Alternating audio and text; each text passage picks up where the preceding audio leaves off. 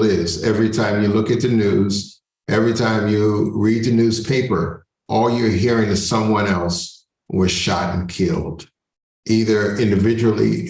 In mass shooting seems like it's becoming the norm, but we need to do something about it. We need to bring a resolve, and a resolve won't only come to the government or just one or two people, but we're finding out the resolve will come through, a collective national effort of best practices.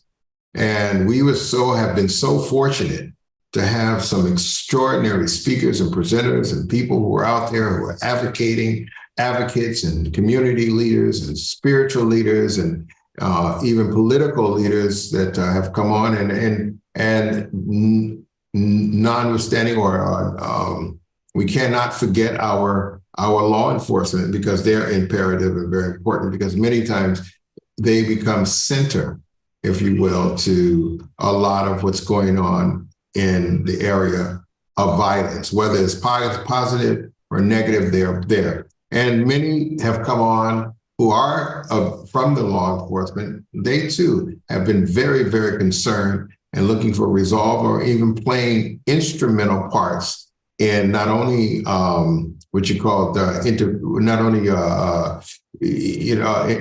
intervention, but not only on post, what you would say a post crime situation, but how they can play an intricate part to prevention. That's the word I was looking for, prevention in that area. So today I am in the island of Grenada, which is one of the Caribbean islands not too far from Venezuela. It's a beautiful island. I was sharing with my dear sister who's going to speak, Madeline Clark Alexander, because it's a little noisy out there, and if I'm facing the ocean, so you can see it, so I can show off. But anyway, excuse me, so you can see.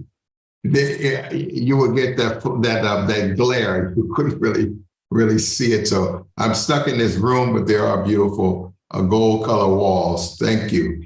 However, everyone, we have our sister here, and I asked her because she's been on almost every one of our webinars and participated in herself presenting, but she's also been here as we evolved, if you will, with new information and learning about extraordinary other brothers and sisters, men and women out there who are fighting on a good foot on the same issue of stopping the violence, and how they can play an intricate role in that process. So today, without any further ado, I would like to have my sister, Dr. Madeline Clark Alexander, and what I asked her, and what I believe, since she's been watching, she will be excellent at, is doing an overview, if you will, a recap of some of the great speakers, including herself, as we move forward. But also, I see that she had put an additional statement of the reclaiming our sanity. So without any further ado, welcome, Dr. Alexander. Good to see you always. Thank you. Thank you so much, Reverend. It's always an honor to be here. Greetings, everyone, and welcome. And, I listened to Reverend Oliver speak, and we spoke briefly last night, but it just shows me how it is to come together with one mind and one heart, because he really set the stage for all that I have to say. And then I'm going to open the floor for you guys as well, because we still want to hear what you're saying, because without you, there's no us. And it takes all of us to make a change. So we've been coming together and collaborating and sharing our experience and testimonies with some hardworking, extraordinary chosen vessels for 38 weeks now. We think about it, and you can look at yourself and say, well, I'm just an average person. I just want peace. I just want love. But if God has selected you to take this vow of peace, to take this vow of love, and to share it with your community, then please understand there's nothing ordinary about you, because everyone that receives the call doesn't answer. So in response to the clarion call of Dr. Hanmoon, to focus on the greatest challenge of the American family. Reverend Oliver stated it, is crime and violence. You know, and when you think about crime and violence come out of pain. We talk about what went wrong. What has went wrong with America? What has went wrong with the world that this hatred has just kind of taken over and is eating our neighborhoods, is eating and is killing our young people. So it's so much to be desired as we come together and have these conversations and move forward. We began in May of last year, and we had the prominent speakers. We had our own Dr. Michael Jenkins, Dr. Rouse, and yours truly, Reverend Zachary Oliver. And they presented the stats and the facts on gun violence in America. In that, when we see, you know, you hear things on the news, but when we hear the numbers are always alarming, because for whatever reason, we look at our 3-mile radius. You know, every now and then we'll go outside to the 10-mile radius, but mostly we look at what affects our area and what affects our family. And that's a mindset that we have to get away from, because if one person is hurt, we all hurt. And that's what true love is about. We had Reverend Darren Faulkner, who expressed the need for ministry to be involved in an intricate part of reducing crime. But what does that look like? You know what I mean? What does that look like? What role does a minister play? Sure, we pray, we console families when different things happen. But Reverend Oliver stated, what is the intervention process? What does it look like to intervene as a ministry before something happens? What programs can we put in place to affect the community, to keep that element at bay? He also returned with information about the 360 program that was introduced to Kansas City. And those things are things that we'll continue to discuss as we move forward collectively. We have Pamela Johnson from New Jersey on, and she was doing the work. You talking about grounds on the boots on the ground? Her boots was on the ground and she was doing the work. And she gave us a plethora of information in reference to what they were doing in the community, how they were assisting in the community. And the one thing I remember was, if there was a victim that had been shot, they would go in and minister to that victim and take care of that victim with resources to find out where they were going to go when they got out of the hospital. Because you can't heal where you've been hurt. So if someone has been hurt in the community and they go back to that same community to heal, we talk about trauma. That trauma is there, and it's always going to be that trigger of who's coming for me next. Do I need to protect my family? So these are some of the nuances that go along with that, and things that we're working forward to change. But she was excellent in talking about the community-based violence prevention, treatment, and healing program. We had, when we think about 38 weeks, that means we had 38 speakers, give or take, because some will return, but everyone that returned with new information. So I just did I just gleaned to pull out a few. We had Councilman Emmanuel Rimney out of Ohio. He joined us and talked about the right response with youth and anti-violence, again, looking for ways of prevention. We had, now this one right here was a mind blower for me, because it wasn't that I had never looked at that community. It's just that I didn't know how violence was affecting that community. And that was Miss Lynette Gray Bull. You guys remember her? Remember her? Yes. And she talked about working for the ingenuous persons, and she gave stats again, that was mind blowing for me, because I had no idea of the trafficking situation in that community. I had no idea of the abuse, in that community. That's why I say sometimes we look in our 3-mile radius, we might go outside our 10-mile radius, but we don't, what we hear on the news and what people are actually are experiencing is two different things. But she poured her heart out to us and wanted us to know what they were faced with and how they were being denied some benefits that were really needed. Now, I believe everybody will remember Pastor Vandy Kennedy, the pastor out of Maryland that took the boys to the mall. He made it very clear that when you're dealing with young people, there need to be consistency. They need to know that you're not going to give up on them. So if this was, we're looking at best practices, we want the best practices to elevate all those lives that we touch. And I think that's the key, and that's what we're looking forward to. It's going to take some Reverend Oliver mentioned, it's going to take law enforcement. You guys remember the deputies out of Macon, Georgia. They made it very clear that violence had become part of a culture. How does violence become a part of a culture? That's heartbreaking. That's heartbreaking. But what do we do? What do we do to change it? What do we do to, and sometimes the change can be small. We think about, we all have this a great ideal or a great vision of how we want our community to be, our family to be, how we want the world to be.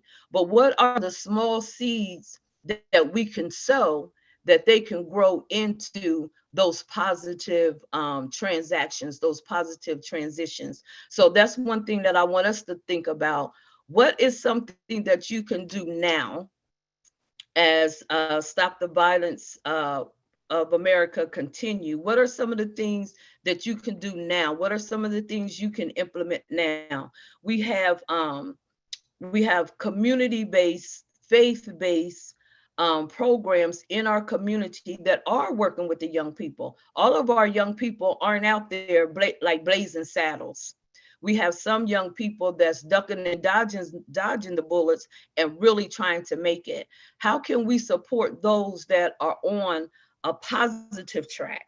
How can we support those nonprofits? How can we support those churches? How do we identify them? I spoke of before about the young man that has a barbershop, and he does barbershop talk. And he, brings the young men into the barbershop and let them talk about whatever they want to talk about. But they have mentors there to support them. And for those that are not in a good place, they're there to lend an ear, to lend a helping hand, to shape, mold, and lead them into a different direction. And I had talked to my husband about it the other night. I said, we need to send them a financial blessing because he feeds them. So we need to send him something to continue the feeding, that these boys can continue to come.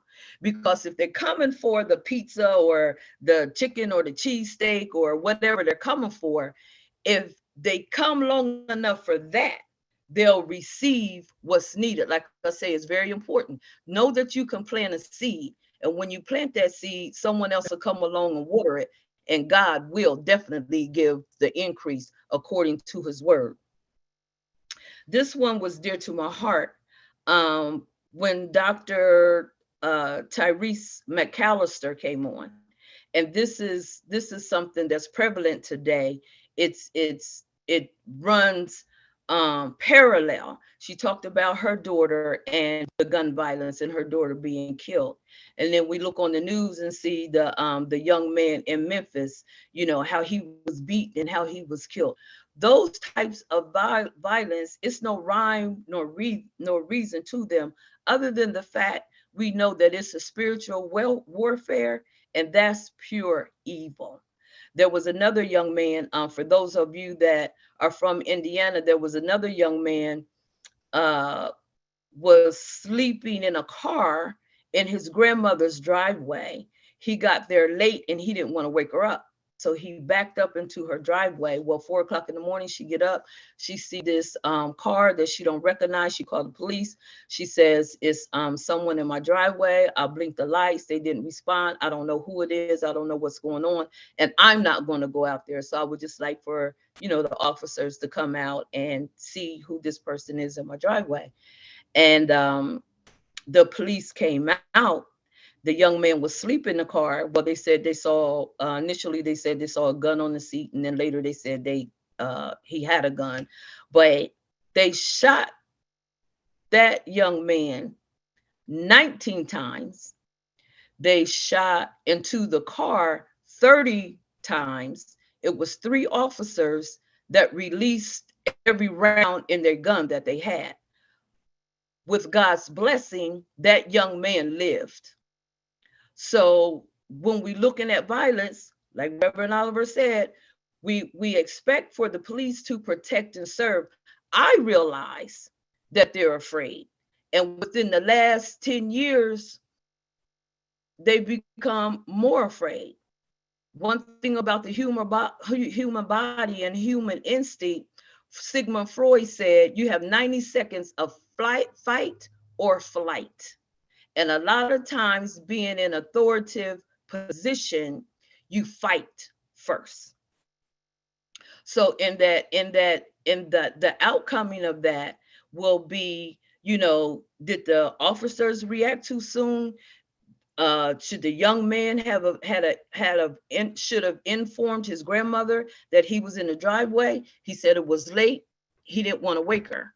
He was in a rental car. So again, those are the things that we're faced with. We can't say what's good and what's bad. It's a very unfortunate incident. But again, we're talking about lives. We're talking about violence, and we're talking about violence on both ends of the pendulum. My husband was on here, Reverend Kenneth Alexander. He spoke about returning citizens from corrections and the work that they do at Recycle Force, which is to recycle thousands of pounds of electronics. Now, these guys are coming out of corrections. They're put in a position where they have a job. When you have employment and a place to stay, if your mind has been changed, you have the opportunity to change your position. So in that, a lot of them have taken those tools and moved forward, and that has caused the recidivism rate to lower in Indianapolis.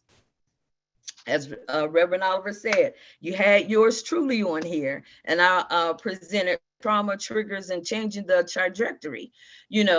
We understand that there's trauma, and for every culture, there's a different type of trauma.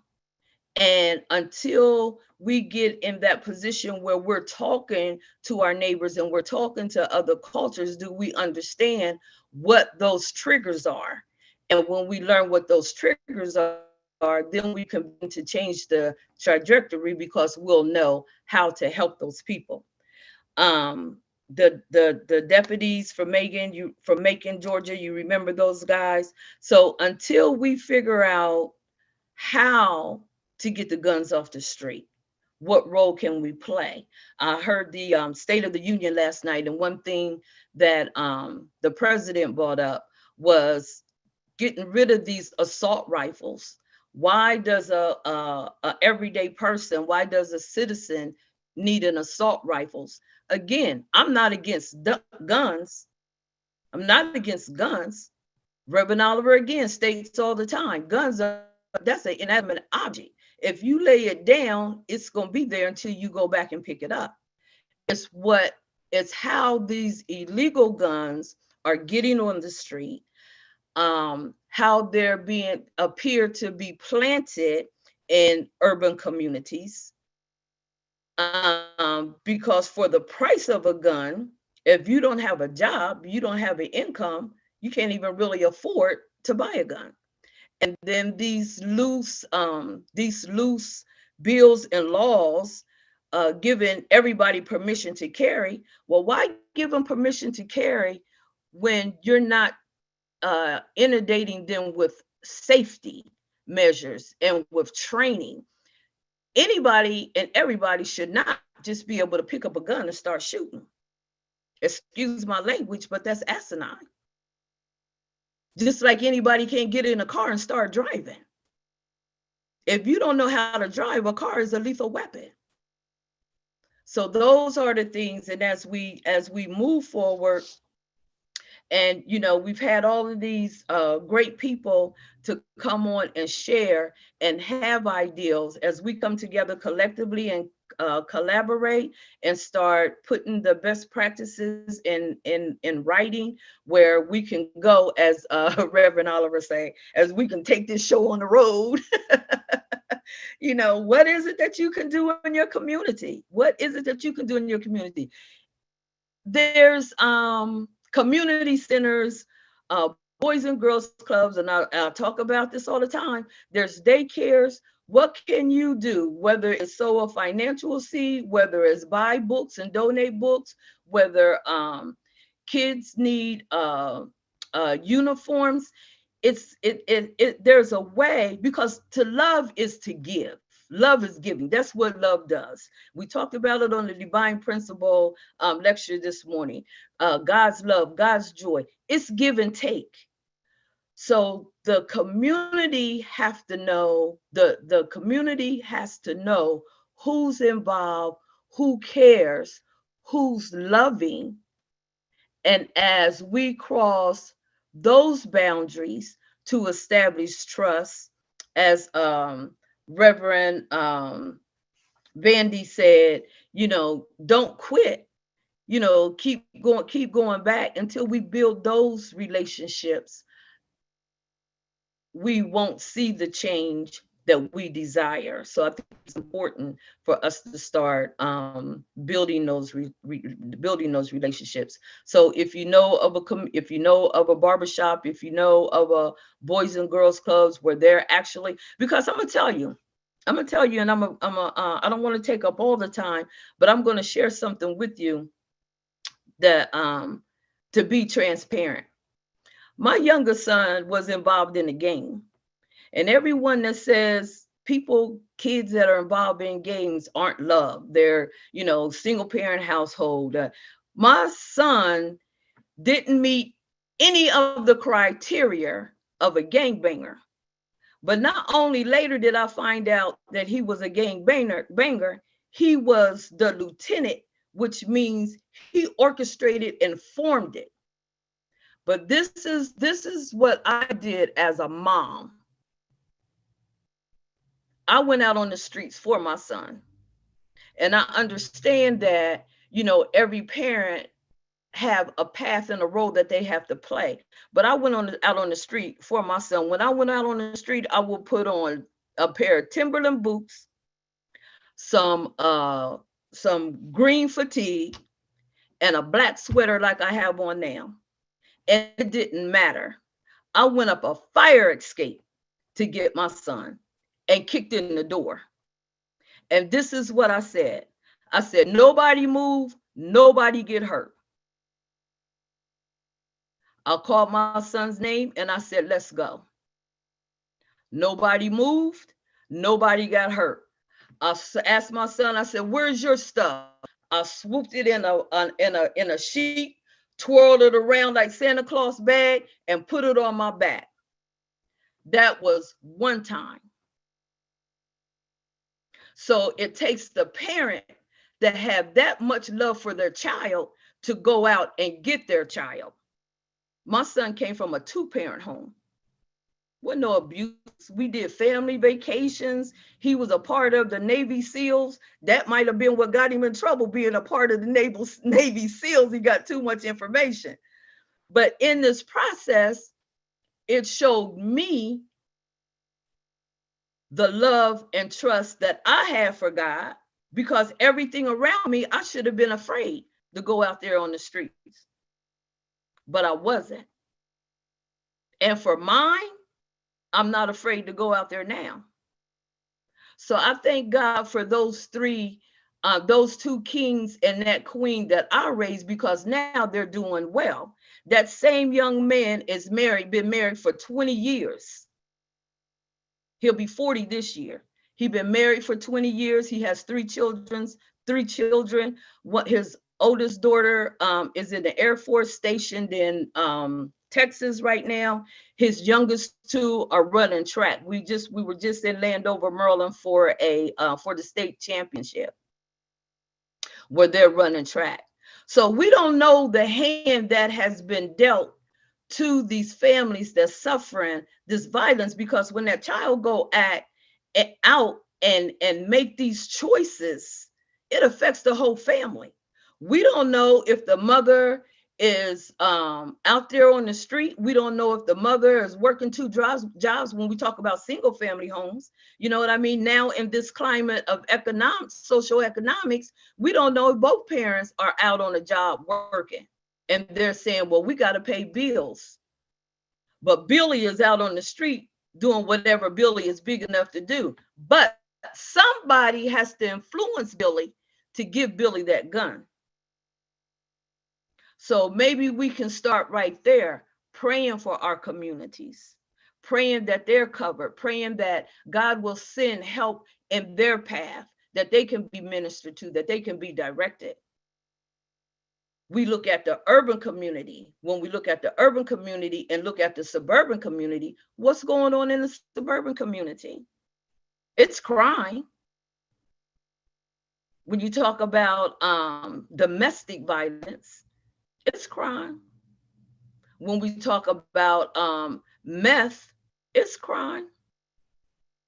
When you talk about drugs and dealing drugs and people, they finding people in the alleys, people on the park bench, people just falling out because they've overdosed on meth or opioids or fentanyl. That's a suburban community. So how do we handle that? Because it's still violence. It's so violent, the drug dealer is getting time. That's how violent that is. So as we look at this and we reflect, I thank Oliver all the time for opening up this platform and being humble enough to share, you know, and bring us all in to collaborate and share information and brainstorm to see how to move forward in this trying time, because it is a very trying time, and it's a very trying time for all of us, because like I said, if our brothers and sisters hurt, we hurt. So I'm gonna stop right there. I'm gonna give the mic back to Reverend Oliver, or open up the floor for any questions or comments. Thank you very much for, that recap. I wanted just to kind of correct a little thing. That was Bishop Watts. Bishop Watts with the kids. Bishop Watts. Vandy Kennedy is the one who really is pushing his way of dealing with the young people, was bringing them back to the earth, meaning bringing them back to the farms and growing things, back to the dirt, getting them out in that way. But it was Bishop Watts who came on and dealt with our illustrious children, took them to the wall. That was classic, Yeah, but his results was beautiful, and his results only indicates that everyone, no matter who they are, are God's children. And because they're God's children, they all have part of God in them. So if love and goodness does touch them in the right way, they will respond, and they will respond correctly, because we all are God's children. And we're just compounded with different scenarios and different cultural subjected in different cultural situations that has kind of desensitized us to the rights of others. And, we know the whole plethora of things. So, but I really appreciate what Bishop Watts was sharing, because that means that there's hope, right? There's hope. Eventually, That's he was right. he was consistent. And a lot of Yeah. times it goes to show that those kids then does not have consistency in their home. And if they are touched with it, they yearn for it. They probably are yearning for that. They many times I found out talking with other people, they yearn for the discipline that they could not get, and did not. No, our kids are trying. I want to thank you so much because that was a great recap that you did and share with us today. You're welcome. Thank you. Yeah. And thank you always from your insights and just being there. So I want to open up the floor. It's a couple of things that have come to me that you did share. I wanted to elaborate on the 360 program with Dr. Faulkner. As you said, he came on, he talked about the religious identity, the importance of religious community. And then secondly, he came on and then he talked about the 360 program, which really caught my eye and caught all of our hearts, because what he was saying as well is that it takes the whole village of people to bring a resolve and work collaboratively together to bring the best results. Is that political, social, church, all those different events, not events, but programs that are out there. And people came together and said, okay, let's work together. And we saw some reduction, as he said, in crime. So that's one of the best practices. And I thank you so much for bringing up our sister Bull as well, because it's so important. We didn't know. I mean, I'm sitting here, I was flabbergasted. What about the indigenous Indians, our Native Americans and what they're going through? And they deserve the spotlight as well, because they're a part of their American society. I want to thank you again. Great. Anybody would like to spot? Oh, Reverend Franklin, welcome. Thank you. Yeah. Yeah. Thank you again, Reverend Oliver, and thank you, Dr. Alexander. I mean, wow. I really appreciate that. I mean, because I couldn't agree with you more, Reverend Oliver, and this whole conversation that we're having to underscore and target what are the real circumstances, what is the environment specifically which is adding towards this trauma, which is leading towards this gun violence situation. And I couldn't agree more that this is really a spiritual war.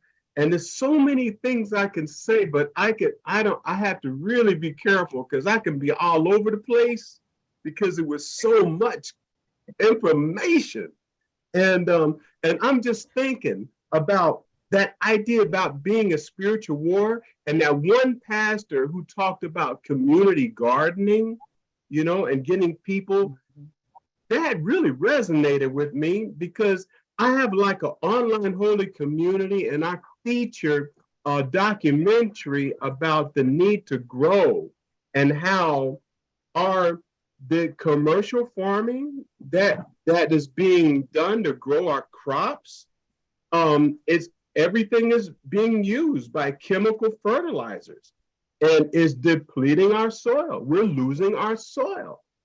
And there's so many people who are suffering. We're getting a rise of diabetes, rise of autoimmune diseases are showing up, all these things. And then you got the obesity. All this is malnutrition oriented. And so going back, it's a spiritual war. They know that this is having a direct effect on our health. By having chemical fertilizers, that is affecting our health. It's a spiritual war because they keep doing it. And so collectively, it's going to take an orchestration of everybody getting involved. The religious community, the police, the people who are expertise in areas of dealing with people with trauma, coming together. And And this critical thinking, that also is rooted towards embracing that our spirituality comes with critical thinking. You just can't just put a system and make a box and that is everybody's situation. And what the point is that there's a one guest said that in order to fit the criterion of being a police officer, they had to have some college or whatever the case may be. And but these guys don't know how to fight. They don't know how to street fight. And so they're going to be scared going into these environments. It's a really good friend of mine. He was a former police officer. He just retired last year. And, again, he's an ambassador of peace. He grew up in this area where I grew up at, where I live in Elizabeth. And it was kind of notorious at one time. And this guy, he won the Golden Gloves twice.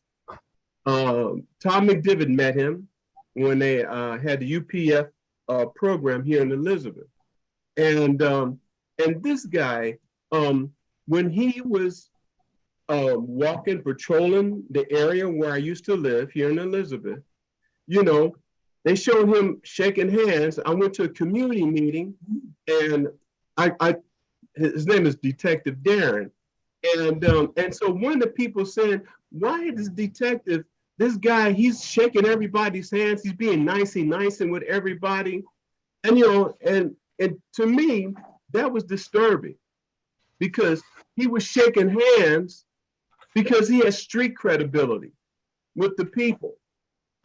Now, I don't know if he went to school or all that, but he had credibility with the people.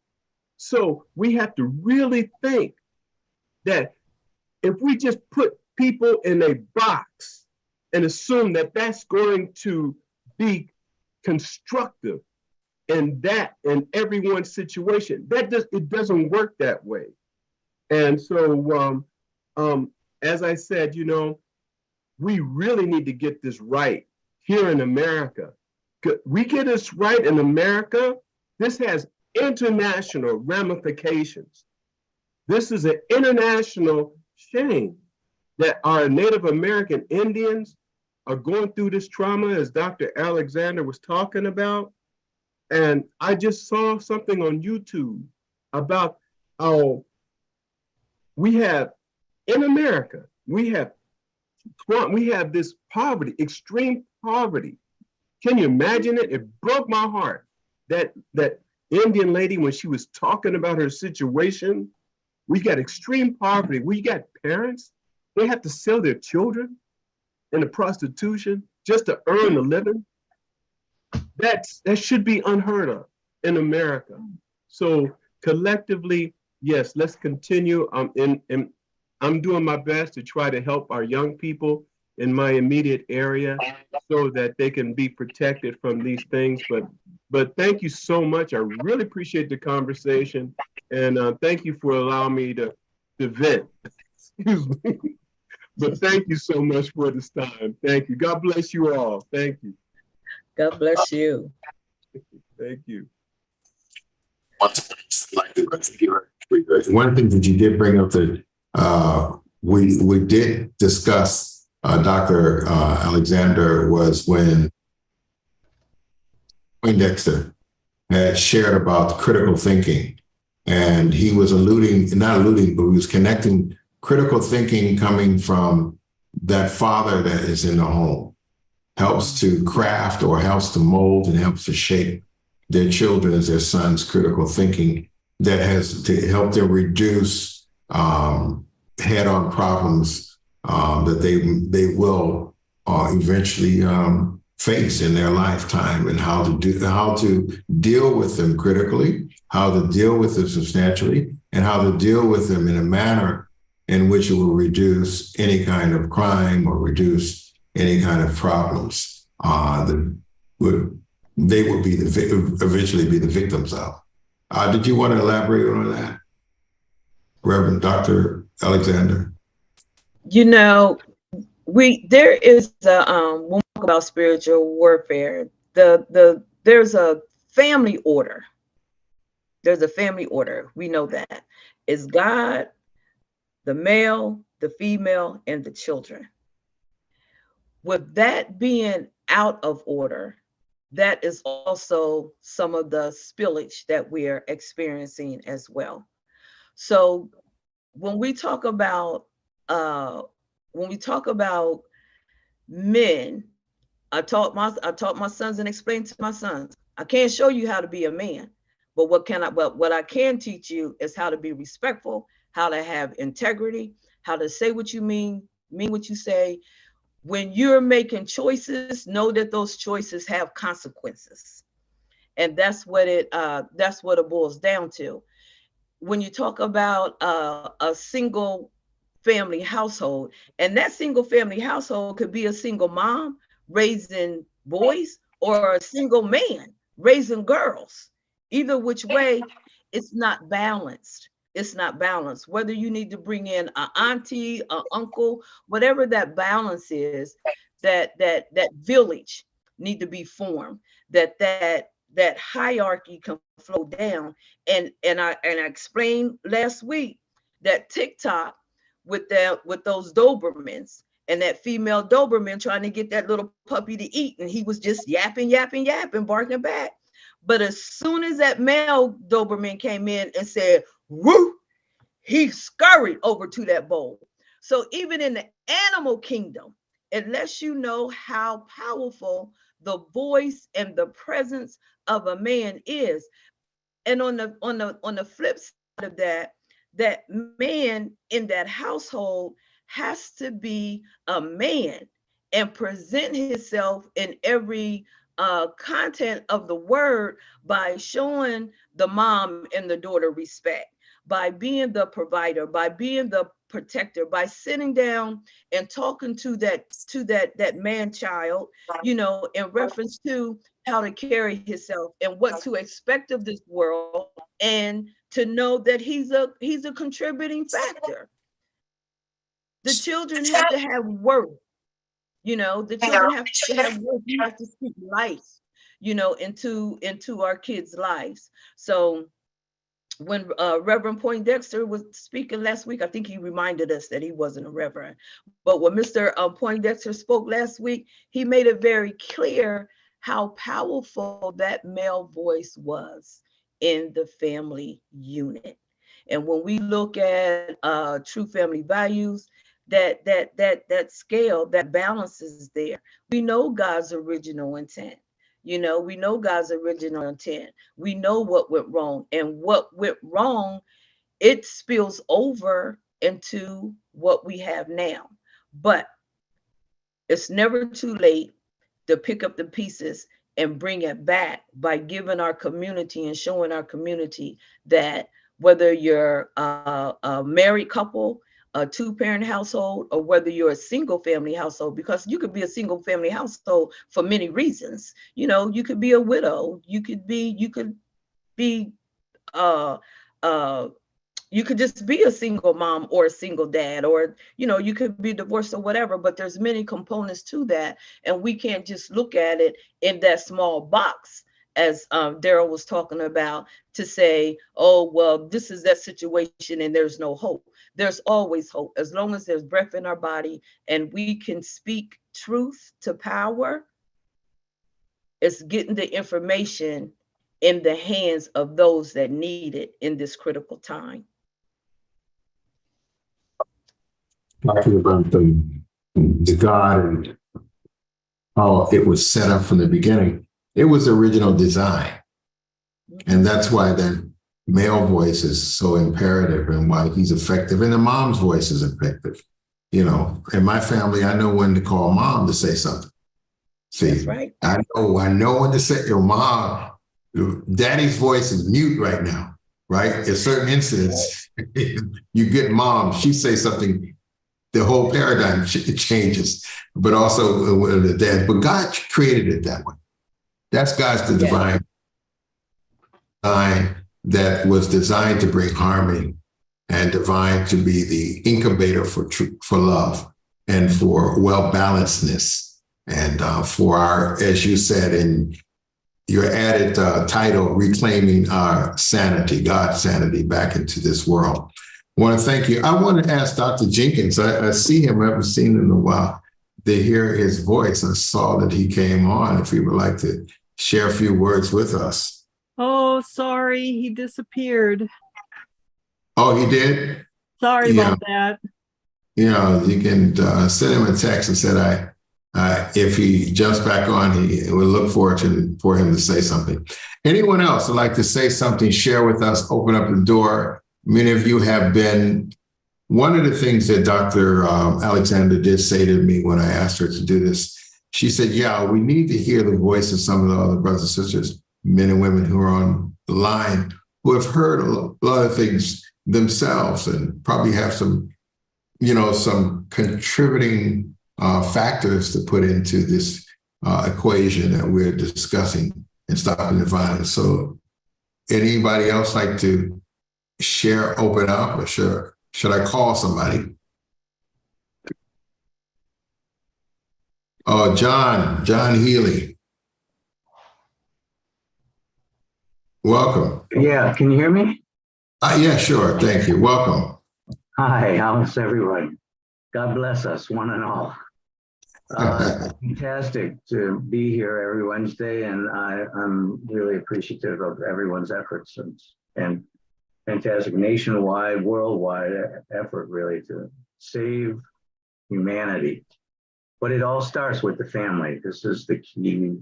Family is the school of love. This is where it all starts, and you really have to be there. But it does take a village to raise a family and raise a child. That's been an old adage. I knew that when I was in high school, and that was a long time ago.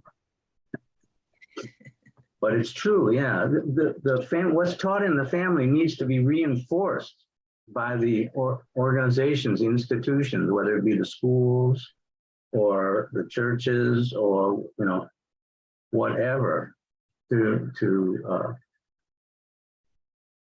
support and strengthen the truth of God, God's being, God's love, the fact that we are the children of God and need to be acting accordingly, not only toward ourselves, but toward everybody else as well. So Yes, sir. that's about it for me. Oh, thank you. Yeah, that's true, John. I appreciate it. Thank you for coming on. You're so correct. I would like to also call on Bruce Grodner, because Bruce works with ministers. He works with our American clergy leadership. He's a major leader and a major player.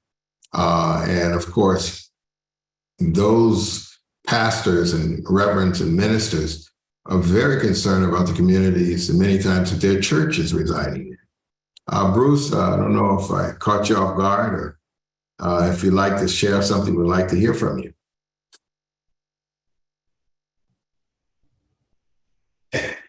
Hi, Reverend Oliver. Hi. You did capture me off guard. I was listening as I was driving, and it was a great program. Reverend Alexander is just amazing. Dr. Alexander is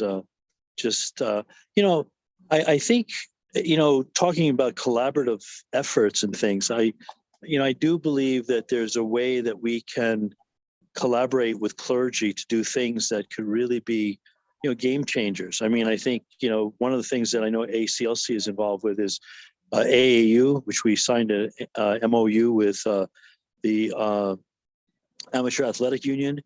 I think one of the things is really, kids have a lot of energy, right? They have a lot of, sports is a big thing. If you can get young people involved in sports and make it exciting and make it interactive and getting the right people, getting the police officers, whatever works for the community. I think that's a way in which we can collaboratively work together. But anyway, thank you for your program and for bringing such dynamic people together. I think it's really important.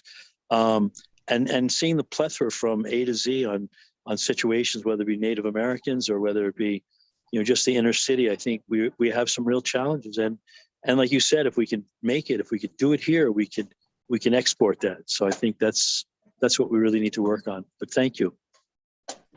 Very much, Reverend Bronner. That was short but sweet, right? Hit the nail right on the head. Thank you. All right. God bless. Thanks. Yeah.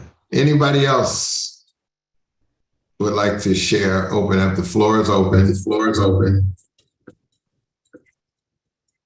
Reverend Oliver. Yeah. Yes. I have one point to say. I think it really is important. Instead of defunding the police, we should have more policemen. Because they say when the police were out in the streets and talking to kids and young people. There's an echo. Does someone else have another device on at the same time?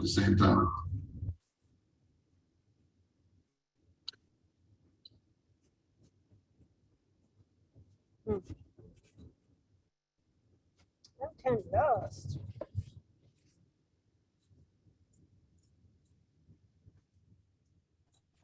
Connor, are you still there? Johnny muted. Okay.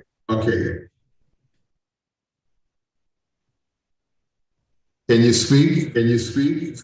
I don't know what happened with that. Go on to Mary Helen. Okay. All right. Thank you. Okay, Mary Helen.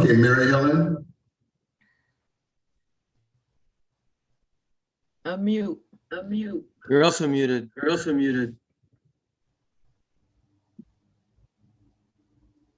Oh, yes. Well, thank you very much. I'm not the echo. I couldn't understand everything there that John wanted to share, but I really appreciate Dr. Alexander, your overview. And I was so moved by Bishop, I think, Watt's program. I had a chance to really watch that program, and I was so moved by his nature and his constant faith in the young people. And also it took a whole community there of the mall and the police and everybody to give them a chance to go in and again, and let's try this again and see if we can come out without stealing anything.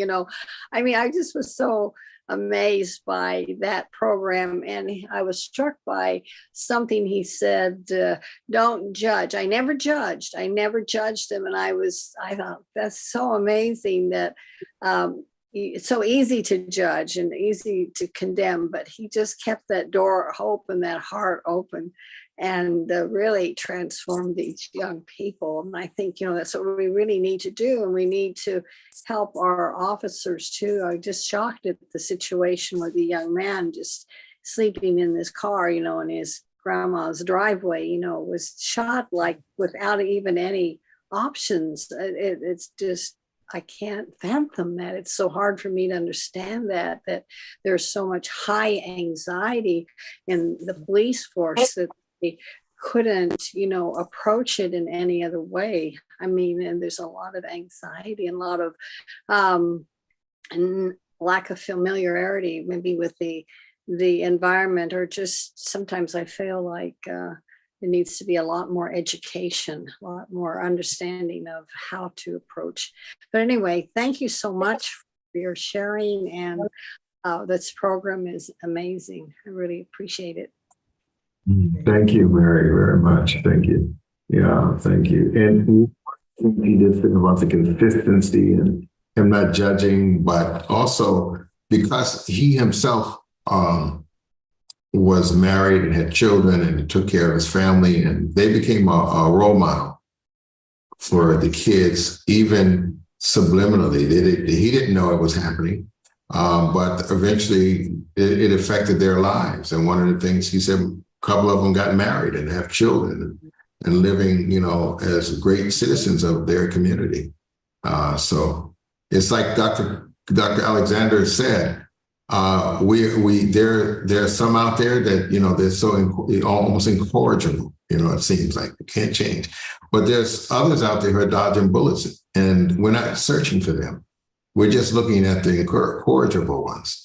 But we have to look for the ones who are dodging the bullets and looking for that way out and looking for those platforms that will help them on their way out to get.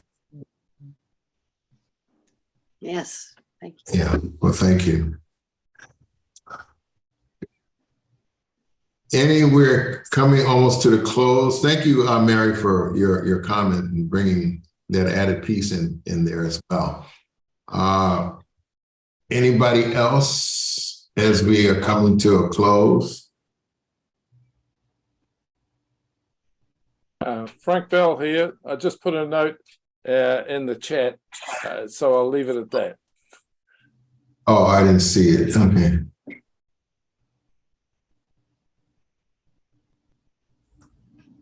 Anybody want to respond to that? The conscious needs proper development for proper maturity. Reverend Oliver. Yes. Hi, this Yes. is Michael Jenkins here. Yes, I'm glad I attended this session, and I am so moved by Dr. Alexander's testimony about her son. Unbelievable, you know, when you have a true love for your child, such a love give you courage to be in the dangerous place and bring your son back. That was a beautiful story. And that's what we need to practice, true love, by giving your life for sake of others, sake of family, and sake of the nation. Thank you. That was a great message. I really appreciate it. And I'm gonna bring him on one day, and just have him to give you a glimpse. Not too much, just a glimpse. That'd be great. But like I say, he's married. Him and his wife have good jobs, and their kids are honor students. And you know, but it took me going back. It took my family supporting me. One Thanksgiving, they asked if they could bring the gangbangers to our house for Thanksgiving, and I opened up the door. I said, "Yes, bring them." You know, so we had a Thanksgiving with these guys that were gangbangers. I asked them to do one thing, to drop their flags, respect my house. You know, and they came in, we had prayer with them. I called one of them off to the side, talking to my daughter, saying, "What are you guys doing involved in this? You guys got a beautiful family. You have love. What are you doing? You know, what are you doing?" But I realized what the Lord began to minister to me, that my house was a transitional house. So the more they came to my house and stood up under the oil that I saturated them with and prayer, they were able to go back to their homes and to their families, you know. So out of the 12 guys, and they were from downstate Delaware, they were from New Jersey, they were from New York. All of them went back to their families except for 2, and the guys that remained in Delaware were killed. So there's many, you know, there's many stories that came out of that, but I think about it now. What if I had turned them away? What if I had shunned them away? You know, what if I had said, "No, you can't come here," you know? But with God and knowing the presence of God and the voice of God, he will always lead us and guide us unto all truth. He will protect us if we're trusting and believing in him, you know. So and with the love of my family and my parenting and my upbringing, that's what allowed me, my dad's voice, that's what allowed me to go into what we call the hood and climb up that fire escape at 1 o'clock in the morning, you know. So sometimes it takes all that. But I brought him into this world, and I wasn't going to let them take him out. I'd rather take him out myself than let somebody else take him out in that way, you know. But I never gave up on him. I had family support, and you know, his father was involved. So together we was able to do it. But his father said, "I ain't going out there." But you know, again, Wow. the gift, the call, and knowing where you are and being willing to take that risk to say, you know, well, I gotta go and get mine. Thank So thank you. Thank you, Ray. Thank you. Yeah, thank you. And what I thought about when you did that, thank you, Mrs. Jenkins, for bringing that back up. What I thought about that was that, and I always go back to this, and I think this is the only way we're going to really heal the problem, is how do we begin to touch the original nature of human beings? Mhm. You see, so when you jumped in there and their original nature sprung up and they froze, and God can freeze them. God freezes their conscience at that moment to a higher level. You know, this is mom. Yeah. You see, you know, hands up. You see, there's power. Yes. There's power in that, you know, and there's power in that type of love. They freeze. Because I think the only way we're going to begin to really heal the problems is how do we substantially in the intervention, in the post, all that kind of stuff, as you have already alluded to, is understand the original nature of people that God created. And we can touch that. And that becomes the cycle in which we begin to heal and recalibrate people's false thinking into the right thinking. That's when you brought up earlier about the power of the divine principle. It's recalibrating our whole thinking, you know, and our whole insights about what God is and what truth is. God is just not this Holy Spirit, but God is a practical being with a lot of practical love that we all fall, if we could all fall in that, under that subjection, then we will see change. As you faithfully said, we will see change, you see, Yes. because all of those are God's children, you know, so we want to thank you always for, you know, always bringing God in the picture, because that is vitally important. I want to thank Mrs. Jenkins for really bringing that up, reminding us.